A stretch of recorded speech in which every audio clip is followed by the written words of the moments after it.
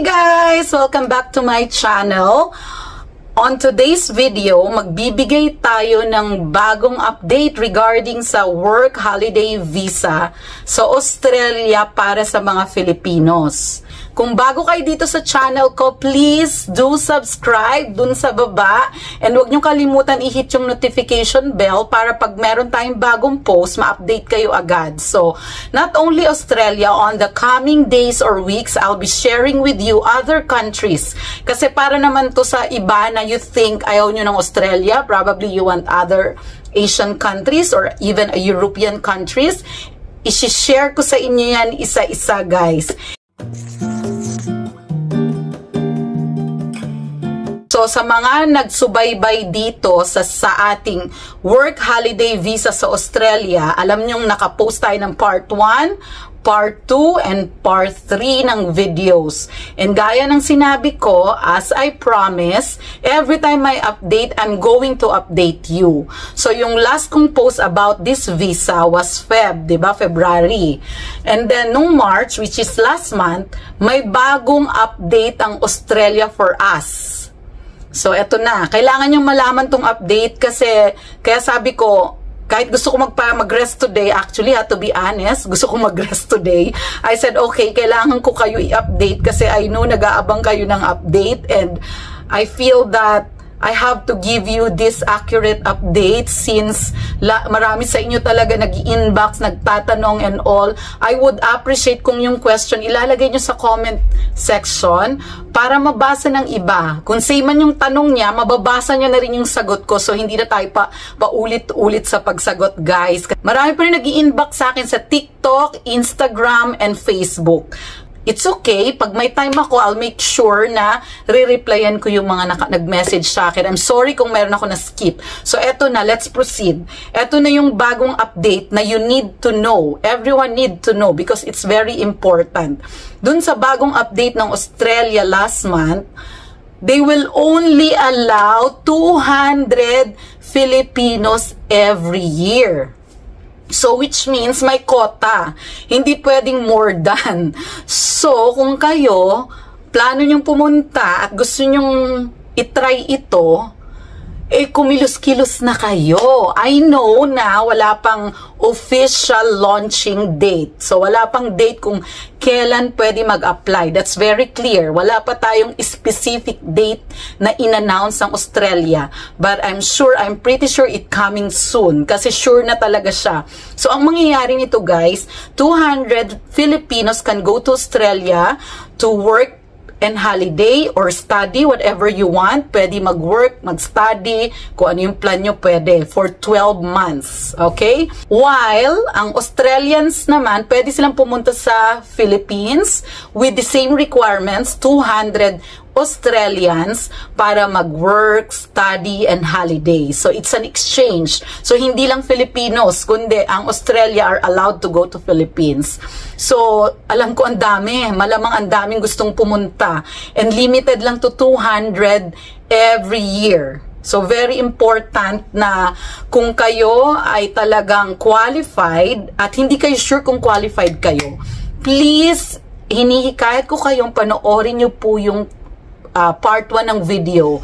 Importante pong panoorin nyo yon at maintindihan nyo dun sa video. Diniscuss ko siya ng detailed, yung mga basic. Kailangan pasok kayo dun sa basic. Kasi kung hindi kayo pasok sa basic, meaning hindi kayo pwede mag-apply ng work holiday visa sa Australia. Hindi to para sa inyo. So, kung hindi nyo pa napapanood, isi-share ko na lang ulit yung link sa description box below para mapanood nyo yung part 1. Meron din tayong part 2 at part 3. Mga importante po lahat yun. Mga short videos lang just to keep you updated. Pati po yung official link ng Australia, yung announcement regarding this last March, isi-share ko na rin sa description box below para mabasa nyo yung official na announcement. So, ayun na nga guys. So, since wala pang date, ang maa-advise ko po sa inyo, kung napanood nyo yung part 1 at tingin nyo qualified kayo, simulan nyo nang i-prepare yung mga requirements. I-share ko ngayon din yung link kung saan nyo mababasa yung requirements. So, ayun yung mga requirements ng ibang Asian countries, ng ibang bansa. So definitely, the same lang yan guys. Hindi special ang Philippines. Kung ano yung gini-record sa ibang bansa, basically same lang rin yung requirements sa Filipinos. So basahin nyo yung requirements, ilalagay ko yung link sa description box below. Kung qualified kayo, i-prepare nyo na yung mga requirements. Kasi pabilisan to, paunahan, 'di ba? Kasi 200 lang, 'di ba guys?